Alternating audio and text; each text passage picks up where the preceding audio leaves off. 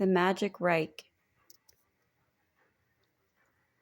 With the coming of Hitler to power in Germany, as if by some click signaling the passage from one dimension to another, the esoteric Reich of the Veras, the Aryans, was unexpectedly enveloped in a halo of magic, as if a white feminine spirit had come to dwell in the land of the Germans, the same one my maestro saw leave at the end of the war. The criticisms Evola made of the gregarious state of common masses of Nazis, claiming to find a difference between totalitarian state and organic state, are unjust and a result of ignorance about what was happening there. Evola moved on the surface of Hitlerist events and was theorizing.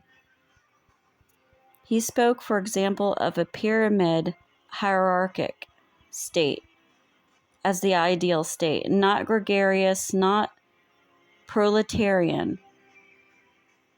He thereby applied inappropriate terms to those magic events, resulting of a click, a going out to another reality. To begin with, the Third Reich or Hitlerist state was never pyramidal, nor hierarchic in that way. It was a circle, and that changed the image of that other reality substantially. We cannot speak of gregarianism or of pyramid structure or of anything similar. The Führer is not at the top of a hierarchic pyramid, but in the center of a circle that gyrates each time swirling with the direction of the reverse leftward swastika, attempting the return within each German, Aryan, each time more German, each time more Aryan, some closer to the center, but all Germans, all Aryans. So there is neither gregarianism nor masses any longer. There is only a people, a Reich, in a profoundly magic, mystic sense, circle drawn around the swastika, and a Führer, pole or hypnotic, irresistible center of attraction, so that this hallucinatory circle swirling every time faster must cause everything to dissolve, disappearing from the eyes of the illusory reality of disconnected men, animal men, robots, Jews, servants of money, and the great illusionist, the Lord of Darkness.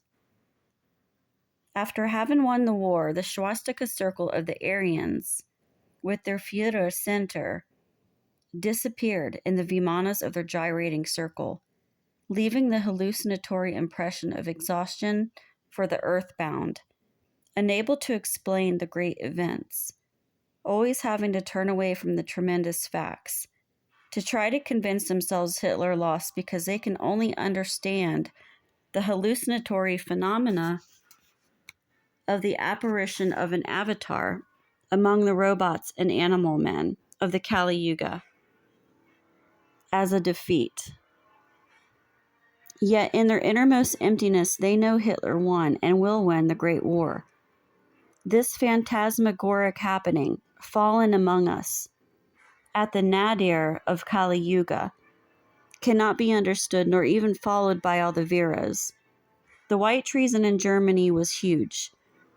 To read the list of traitors published by the SS Colonel Otto Ernst Remmer in his book Verschwörung and Verrat Hitler terrifies us.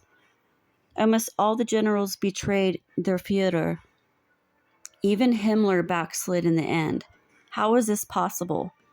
The rotating circle had reached a velocity of vertigo, and shortly before breaking away from this material world, terror took hold of some of the faithful, that instinctive fear of losing corporeality.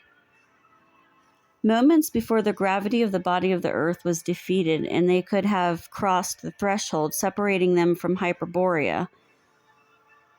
But the heroes who carried in their hearts and minds the memory of the Armada and held their sword firmly in hand, They did not betray the Führer and went with him towards Paititi, the impregnable refuge at the South Pole, the alchemical city of the Great Transmutation, the mountain of lead, next to Mount Parseval. Miguel Serrano.